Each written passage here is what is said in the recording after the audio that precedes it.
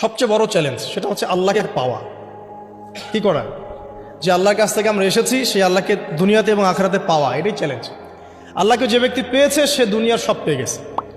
আল্লাহকে যে পায় নাই সে আসলে কিছুই পায় নাই, ইহকাল পরকালের কিছুই পায়নি। এখন আমরা আল্লাহকে পাবো কিভাবে, এটা বড় প্রশ্ন না? যে আল্লাহর কাছ থেকে, যে জান্নাত থেকে আমরা পৃথিবীতে চলে আসলাম, সেই জান্নাতে যেতে হলে তো আমাকে আল্লাহকে পেতে হবে। আল্লাহকে পেতে হলে আমার কি কি করণীয়, খুব শর্ট করে আমি কয়েকটা পয়েন্টস আপনাদেরকে শেয়ার করছি। 1 নাম্বার, আল্লাহকে পেতে হলে অবশ্যই তার নবী মুহাম্মদ সাল্লাল্লাহু আলাইহি ওয়াসাল্লামকে অনুসরণ করতে হবে। এছাড়া আল্লাহকে পাওয়ার দ্বিতীয় কোনো পথ নেই। আল্লাহকে পেতে হলে অবশ্যই তার নবী মুহাম্মদ সাল্লাল্লাহু আলাইহি ওয়াসাল্লামের আদর্শগুলো জীবনের প্রতিটা ক্ষেত্রে বাস্তবায়ন করতে হবে। চলাফেরা, ওঠা বসা, খাওয়া দাওয়া, ইস্তেঞ্জা করা, মুআমালাত, ব্যবসা বাণিজ্য, অর্থনীতি, সমাজ, রাষ্ট্র, সব ক্ষেত্রে আপনাকে মুহাম্মদ সাল্লাল্লাহু আলাইহি ওয়াসাল্লামের তরিকা, আদর্শটাকে ফলো করতে হবে। তাহলে আপনি আল্লাহকে পাবেন ইনশাআল্লাহ। যে ব্যক্তি আল্লাহকে পেয়েছে সে দুনিয়াও পেয়েছে, আখিরাতও পেয়েছে। যে আল্লাহকে পায় নাই, দুনিয়াও বরবাদ, আখিরাতও বরবাদ। 1 নাম্বার তাহলে কি কাজ? আল্লাহ পাকের সর্বশেষ নবী মুহাম্মদ সাল্লাল্লাহু আলাইহি ওয়াসাল্লামকে অনুসরণ করা, তার আদর্শ মেনে চলা, 1 নাম্বার। 2 নাম্বার হচ্ছে 5 ওয়াক্ত নামাজ। আল্লাহকে পেতে হলে নামাজ লাগবে। নামাজ নাই, আল্লাহ নাই। ওয়াস্তাঈনু বিস-সাবরি ওয়াস-সালাত, তোমরা সবর এবং সালাতের মধ্য দিয়ে আল্লাহর সাহায্য প্রার্থনা করো। আমরা এই জন্য নামাজে বলি ইয়্যাকা না'বুদু ওয়া ইয়্যাকা নাস্তাঈন, আমরা শুধু আপনারই ইবাদত করি এবং আপনার কাছেই সাহায্য প্রার্থনা করি। তো আল্লাহকে পেতে হলে নামাজের কোনো বিকল্প নাই। যে ব্যক্তি নামাজ পড়ে না, আল্লাহর সাথে তার কোনো সম্পর্ক নেই, নো কানেকশন। আপনি যে কোনো কিছু চাচ্ছেন, সেজদায় পড়ে আল্লাহর সামনে আত্মসমর্পণ করেই চাইতে হবে। ওয়াসজুদ ওয়াক্তারিব, আল্লাহ পাক কি বলেছেন? সেজদা করো, নিকটবর্তী হও। তো ব্যাখ্যা অনেক করা যায়। নামাজ না পড়লে কিন্তু মানুষ কুফরিতে লিপ্ত হয়। যে ব্যক্তি মান তারাকা সালাতান মুতাআম্মিদান ফাকাদ কাফারা, যে ব্যক্তি সালাতকে অস্বীকার করে, ফরজ নামাজকে অস্বীকার করে, সে ব্যক্তি কিন্তু কুফরিতে চলে যায়। ঠিক আছে? তারপরে বাইনা রাজুলি ওয়া বাইনা শিরকি ওয়াল কুফরি তারকুস সালাহ, একজন মুমিন বান্দা এবং অমুসলিমদের মধ্যে পার্থক্যই নামাজ। নামাজের বিষয়ে অনেক কথা আমি আগেও বলেছি, আপনারা শুনেছেন, অন্য আলেমদের কাছেও শুনেছেন। এক বাক্যে নামাজ না পড়লে ইসলামের রশিটা কেটে যাবে। মুআয বিন জাবালকে নবী সাল্লাল্লাহু আলাইহি ওয়াসাল্লাম বলেছেন যে যদি মান তারাকা সালাতান মুতাআম্মিদান, কেউ যদি সালাতকে ইচ্ছা করে ছেড়ে দেয়, ফাকাদ বারিআত মিন জিম্মাতিল্লাহ, সে ব্যক্তি আল্লাহর জিম্মেদারি থেকে মুক্ত হয়ে যাবে। তার উপর আল্লাহর কোনো জিম্মাদারি নেই, আল্লাহর নিরাপত্তা, জিম্মাদারি থেকে সে মুক্ত। তো 5 ওয়াক্ত নামাজ আল্লাহ পাক আমাদের সবাইকে জামাতের সাথে পড়ার তৌফিক দান করুন। এর পাশাপাশি নফল নামাজ বাড়িয়ে দেওয়ার তৌফিক দান করুন, এবং স্পেশালি তাহাজ্জুদের নামাজ যদি পারেন 2 রাকাত হলেও নিয়মিত তাহাজ্জুদের নামাজ পড়ার তৌফিক আল্লাহ পাক আমাদেরকে দান করুন। আর নামাজের বাহ্যিকতা নিয়ে এত বেশি ঝগড়ায় যাবেন না। এখন আমরা যত ঝগড়া নামাজের বাহ্যিকতা নিয়ে, হাত বাঁধা, রফুল ইয়াদাইন, আমিন আর পায় পা, এগুলো নিয়ে ঝগড়ার শেষ আছে? নাই। ইসলামের বিরোধী শক্তিরা হাত ভেঙে ফেলার পায়তারা করে ফেলেছে অলরেডি। হাতই না থাকলে আপনি বাঁধবেন কোথায়? মনে করেন আপনার হাতই নাই, বাঁধবেন কি উপরে না নিচে? তো এই হাত তো ভেঙে ফেলার পায়তারা করা হয়েছে। এখন আপনি পড়ে আছেন বাঁধার কোন জায়গায় বাঁধবেন সেটা নিয়ে, অথচ পুরো বৈশ্বিক চক্রান্ত মুসলিমদের বিরুদ্ধে হাতটাই ভেঙে ফেলে দিবে। তুই বাঁধবি কোথায় হাত? তারপর দেখব। এটা আমরা বুঝতে পারি না। এটা বোঝার জন্য যে জ্ঞান, ইলম, নূর দরকার, তা তো নাই আমাদের মধ্যে। এই জন্য আপোষের ঝগড়া নিয়ে পড়ে আছে। যে ছোটোখাটো যে ইখতিলাফি মাসআলাগুলো চলে আসছে দীর্ঘদিন থেকে, এগুলোর কোনো সমাধানে আসতে পারবে না কিন্তু কেউ। পক্ষে বিপক্ষে কথা চলতেই থাকবে কিয়ামত পর্যন্ত, ওইগুলো নিয়ে আমরা ব্যস্ত আছি। তো আমি রিকোয়েস্ট করবো নামাজের আধ্যাত্মিকত্বের দিকে ফোকাস করুন। নামাজের আধ্যাত্মিকত্ব কি? আপনি আল্লাহর সামনে দাঁড়িয়েছেন, দুনিয়ার সাথে এখন আপনার কোনো সম্পর্ক নেই, আপনি এবং আল্লাহ, মাঝখানে কিছু নাই। নামাজে যা পড়ছেন, সূরা ফাতিহা, অন্যান্য সূরা, রুকু, তাসবিহ, সিজদা, তাশাহুদ, দুরূদ, অর্থ বোঝার চেষ্টা করেন এবং অর্থের দিকে ফোকাস করেন, আল্লাহকে পাবেন ইনশাআল্লাহ। সিজদায়, রুকুতে যখন যাচ্ছেন, আপনি চিন্তা করেন যে আপনি মহাবিশ্বের মহা শক্তিধর আল্লাহ রাব্বুল আলামিনের সামনে মাথা নত করেছেন। আপনি চিন্তা করেন যে আল্লাহ আপনাকে দেখছেন। এখন যখনই মানুষ নামাজে দাঁড়ায়, আল্লাহ পাক তার দিকে দৃষ্টি নিবদ্ধ করেন, এবং যখন মানুষ এদিক ওদিক তাকানো শুরু করে নামাজে, আল্লাহ পাক মুখ ঘুরিয়ে নেন। হ্যাঁ, নামাজে ওই যে আমরা যে ডিজিটাল নামাজ পড়ি না, এখন ডিজিটাল মানে 4 রাকাত নামাজ 4 মিনিটে শেষ। এক রুকু করলে সেজদা পাওয়া যায় না, সেজদার তাসবিহ পড়লে আবার এদিকে দেখা যায় যে দ্বিতীয় সেজদায় চলে গেছে অলরেডি ওঠার আগে। অনেক ক্ষেত্রে ইমাম সাহেবরাও খুব দ্রুত নামাজ পড়ান, অনেক দ্রুত পড়ান। এত দ্রুত নামাজ পড়াবেন কেন? নামাজ জামাতে পড়লে সংক্ষিপ্ত করতে বলা হয়েছে, কিন্তু এত দ্রুত তো পড়তে বলা হয়নি। এখনও দেখবেন মক্কা মদিনায় গিয়ে নামাজ দেখবেন, মাশাআল্লাহ, নামাজটা তাদের মাশাআল্লাহ, এটার প্রশংসা না করলে হক আদায় হবে না। নামাজটা অসাধারণ, ধীর স্থিরভাবে। ফজরের নামাজ 20 মিনিট, 15 মিনিট, 20 মিনিট পড়াচ্ছে নামাজ, রিল্যাক্স। নামাজে দাঁড়ালে চমৎকার তেলাওয়াত হচ্ছে, আপনি ভুলে যাচ্ছেন নিজেকে। তেলাওয়াত হবে চমৎকার, এবং সবচেয়ে ভালো যিনি তেলাওয়াত করতে পারেন তাকে নামাজে দিতে হবে। রিল্যাক্সে নামাজ পড়বে। ক্ষেত্র বিশেষে আপনি শর্ট করতে পারেন, কিন্তু সব সময় কেন আমরা 4 রাকাত নামাজ 3 মিনিটে শেষ করে দিব?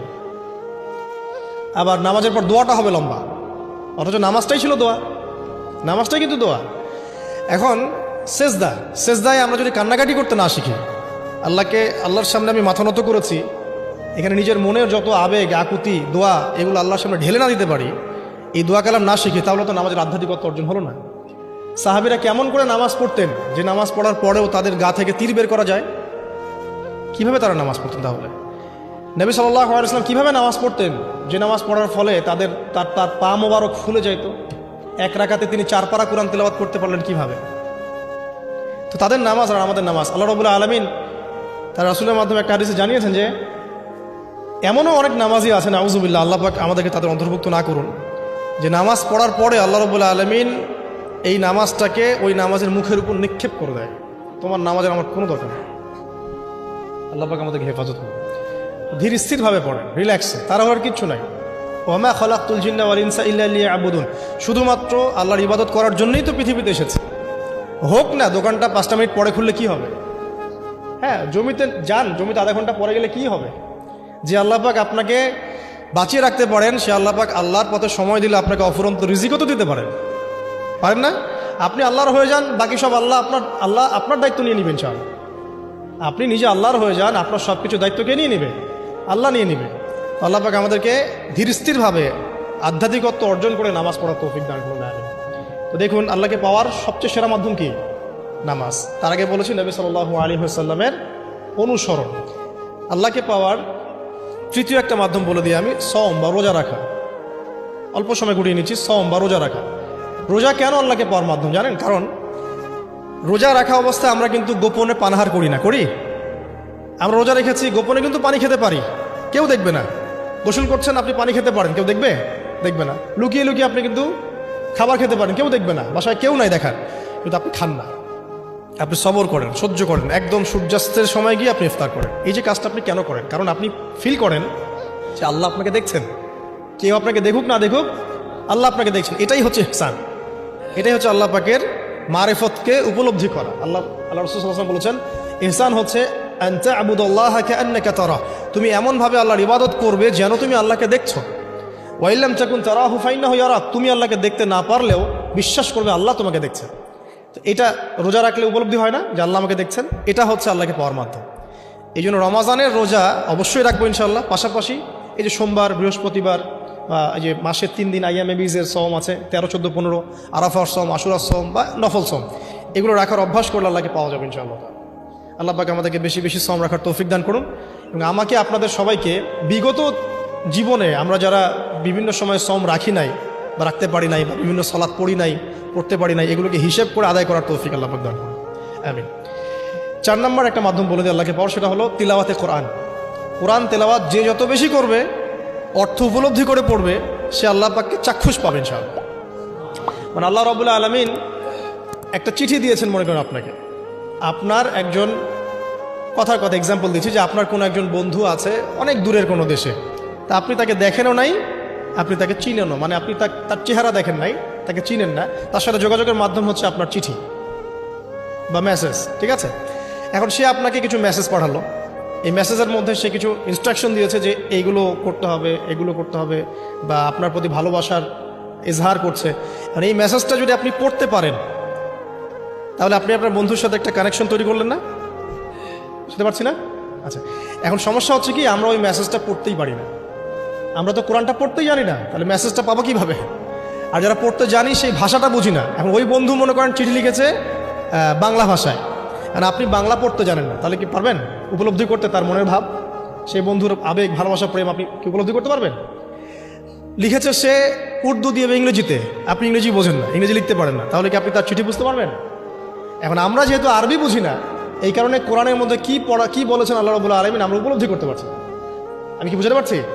তো কোরআন শুধুমাত্র তিলাওয়াত করা যথেষ্ট নয়। তিলাওয়াত করলে আপনি প্রত্যেক হরফে 10 টাকা পাবেন, কোনো সমস্যা নাই, কিন্তু ওই মেসেজটাকে উপলব্ধি করতে হলে আপনার অর্থটা জানতে হবে। অর্থ জানলে পরে আপনি দেখবেন আল্লাহকে আপনি চাক্ষুষ সামনে পাচ্ছেন ইনশাআল্লাহ। আপনি হতাশ হয়েছেন, হতাশা দূর করার জন্য সূরা আছে কোরআন। বিপদে পড়েছেন, বিপদ দূর করার সূরা আছে কোরআন। আপনার রিজিকের সমস্যা কাটানোর সূরা কোরআনে আছে। কোনো হাজতের প্রয়োজন, সূরা ইয়াসিন হাজতের সূরা চলে আসে। অসুস্থ হয়েছেন, শেফার সূরা কোরআনে আছে। বা কাউকে জিন টোনা করা হয়েছে, বানটোনা করা হয়েছে, ওর শেফাও কোরআনে আছে। এমন কোনো বিষয় নাই যেটা আল্লাহ রাব্বুল আলামিন কোরআনের মধ্যে নাজিল করেন নাই। ব্যবসা করতে চান, কোরআন কথা বলবে, ঠিক আছে? আপনি সামাজিক বিষয়ে ডিল করতে চান, সূরা হুজুরাত কথা বলবে। আপনি ইতিহাস ভালোবাসেন, কোরআনে ইতিহাস দিয়ে ভর্তি করা আছে। আপনি কাব্য ভালোবাসেন, কবিতা পড়তে ভালোবাসেন, কোরআনের মধ্যে কবিতা দিয়েও ভর্তি আছে। আর রহমান আল্লামাল কোরআন খলাকাল ইনসান, এখানে ছন্দ আছে না? প্রত্যেকটা ছন্দ। ওয়ান নাজমি ইযা হাওয়া মা দাল্লা সাহিবুকুম ওয়া মা গাওয়া ওয়া মা ইয়ানতিকু আনিল হাওয়া, ছন্দ আছে না? আপনি উপন্যাস ভালোবাসেন, কোরআনে অনেক উপন্যাস আছে। যা চান তাই পাবেন কোরআনে।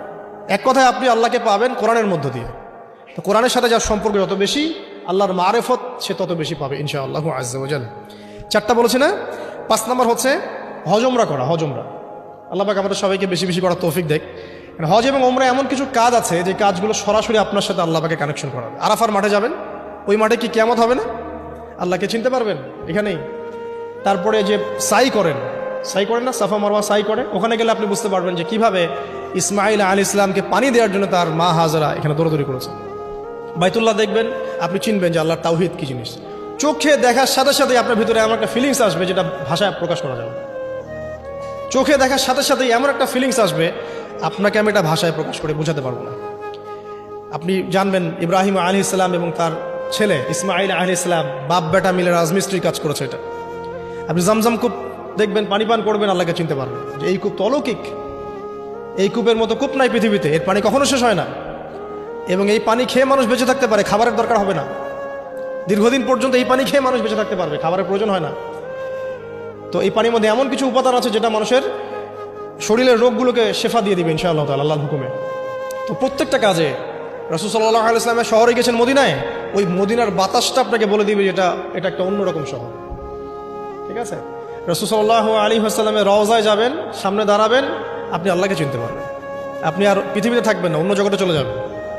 ওই যে বাকিউল গারকাদ আছে, সাহাবীদের কবরস্থান জান্নাতুল বাকি, ওখানে ঢুকবেন, আপনার কাছে মনে হবে যে পৃথিবীটা আসলে কিছুই না। পৃথিবীর সবচেয়ে সেরা মানুষগুলো এই মাটির নিচে শুয়ে আছে। ওখানে আপনাকে খুবই তুচ্ছ মনে হবে তাদের সাথে। এই যে মানে বিভিন্ন জায়গায় গিয়ে আল্লাহকে চিনতে পাওয়া, এটা সবচেয়ে ভালো হয় হজ এবং উমরাতে গিয়ে। আল্লাহ পাক আমাদেরকে তৌফিক এনায়েত করুন, আমিন। তো এটা একটা আল্লাহকে পাওয়ার দোষ। যাদের হজ ফরজ হয়ে গেছে অবশ্যই হজ করে ফেলবেন, আর যাদের সামর্থ্য আছে তারা বেশি বেশি উমরা করবেন। নবী সাল্লাল্লাহু আলাইহি ওয়াসাল্লাম বলেছেন, এক হজ পরের হজের মধ্যে যত গুনাহ মাফ করিয়ে দেয়, এক উমরা পরের উমরার মধ্যে যত গুনাহ সেগুলোকে মাফ করিয়ে দেয়। আল্লাহ পাক আমাদেরকে এই আমলগুলো করার তৌফিক এনায়েত করুন। 6 নম্বর বলছি জিকির। আল্লাহ পাকের জিকির বাড়াতে হবে।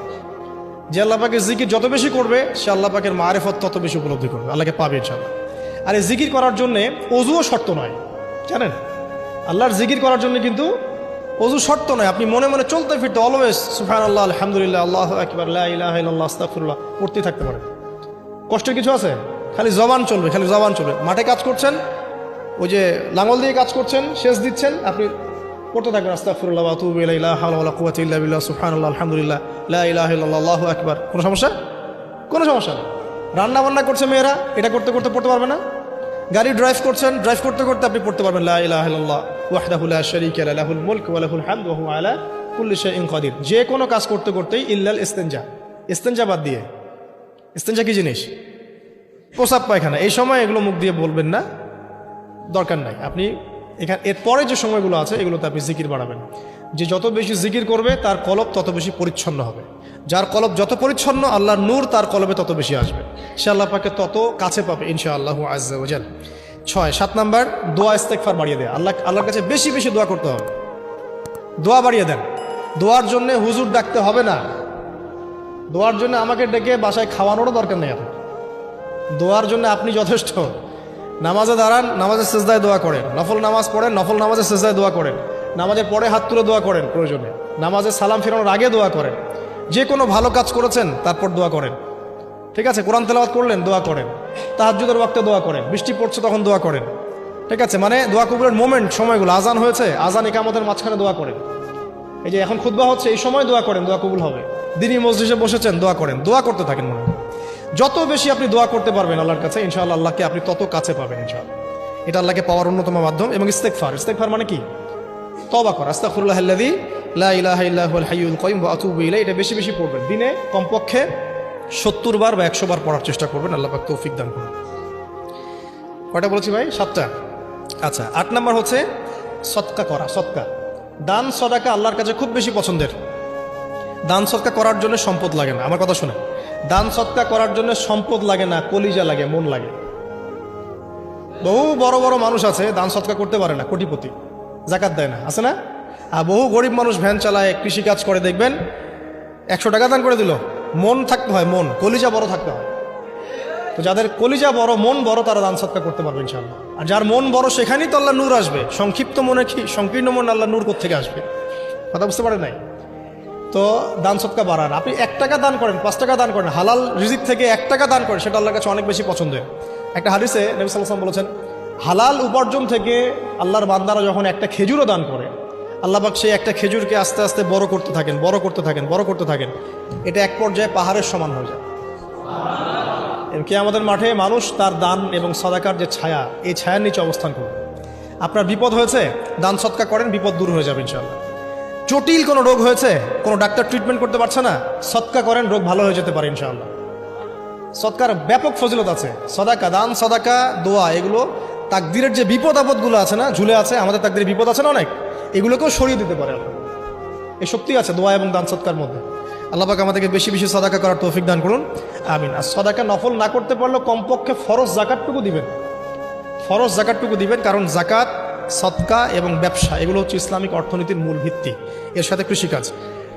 আর দুটো বলে শেষ করে দেই। 9 নম্বর হচ্ছে আমর বিল মারুফ এবং নাহি আনিল মুনকারের কাজ করা, মানে সৎ কাজের আদেশ করা, মানুষকে অসৎ কাজে নিষেধ করা। এই কাজটা যে যত বেশি করবে, সে তত বড় ব্যবসায়ী। কারণ কি, আপনার দাওয়াতে, আপনার লেকচার শুনে, আপনার বই পড়ে, আপনার নসিহত শুনে যদি একটা মানুষও দিনের পথে ফিরে আসে, ওই একটা মানুষের সারা জীবনের যে নেক কাজ, এই সমস্ত নেক কাজের একটা অংশ আপনি পাবেন। আবার আপনি কাউকে অন্যায় থেকে বারণ করেছেন, আপনার দাওয়াত শুনে কেউ সিগারেট ছেড়ে দিয়েছে, মাদক ছেড়ে দিয়েছে, জেনা ছেড়ে দিয়েছে, পণ ছেড়ে দিয়েছে, বা হারাম সুদ ছেড়ে দিয়েছে, ওই মানুষটা এখন সারা জীবন যত ভালো কাজ করবে, এই পুরো ভালো কাজের একটা অংশ আপনি পাবেন ইনশাআল্লাহ। এর চেয়ে বড় কিন্তু কোনো ব্যবসা নাই। এই কাজটা করলে আল্লাহ পাকের রহমত নেমে আসে, আর এই কাজটা ছেড়ে দিলে আল্লাহ পাকের গজব নেমে আসবে। যখন মানুষ ন্যায়ের আদেশ এবং অন্যায় নিষেধ ছেড়ে দিবে, আল্লাহর গজব নেমে আসবে। আর মানুষ যত বেশি সৎ কাজে আদেশ করবে, অসৎ কাজে নিষেধ করবে, আল্লাহর রহমত তত কাছে আসবে ইনশাআল্লাহ। আল্লাহকে পাওয়া যাবে ইনশাআল্লাহ তাআলা। আল্লাহ পাক আমাদেরকে তৌফিক ইনায়াত করুন। আর সর্বশেষ একটা বলে শেষ করে দিই, সেটা হলো যে আল্লাহর দিনকে, আল্লাহর দিনের খেদমত করা বা দিনের কল্যাণে নিজেকে নিয়োজিত রাখা। আল্লাহর দিনের খেদমত করা বা দিনের কল্যাণে নিজেকে নিয়োজিত করলে আল্লাহ পাককে পাওয়া যাবে ইনশাআল্লাহ। এই পৃথিবীতে আল্লাহ পাকের সবচেয়ে গুরুত্বপূর্ণ জিনিসটা কি? নিয়ামতটা কি? আল্লাহর দিন না? এই দিন ছাড়া কি পৃথিবীতে আর কিছু আছে? একটা হাদিসে আসছে যে পুরো পৃথিবীটাই তো অভিশপ্ত। পুরো পৃথিবীটা কি? অভিশপ্ত। শুধুমাত্র দিনের এলেম অর্জনের জায়গা ছাড়া, তালেবে এলেমদের জায়গা ছাড়া, দিনী মাহফিলগুলো ছাড়া, যেখানে নামাজ হয়, এই জায়গাগুলো ছাড়া বাকি সব অভিশপ্ত জায়গা। তো এখানে পৃথিবীতে সবচেয়ে গুরুত্বপূর্ণ এবং ইম্পর্টেন্ট, আল্লাহর কাছে প্রিয় জিনিসটা কি? আল্লাহর দিন। তো আল্লাহর সেই প্রিয় জিনিসটাকে যারা এগিয়ে নেওয়ার চেষ্টা করবে, সেই দিনের খেদমত করার চেষ্টা করবে, দিনের জন্য একটা মসজিদ করা, একটা মাদ্রাসা করা, হ্যাঁ, একটা কোনো ভালো কোনো প্রকল্প করার চেষ্টা করবে, আল্লাহ পাক কি তাদেরকে রক্ষণাবেক্ষণ করবেন না? আল্লাহ পাক তাদের অভিভাবক হবেন না? নিঃসন্দেহ হবেন ইনশাআল্লাহ।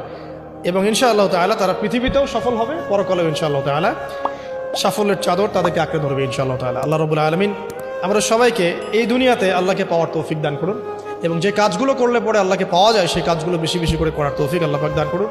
এবং পরকালে আল্লাহ রাব্বুল আলামিন আমাদের গুনাহগুলোকে মাফ করে আল্লাহর রহমতের চাদরে আমাদেরকে আবৃত করে নিন। আল্লাহুম্মা আমিন।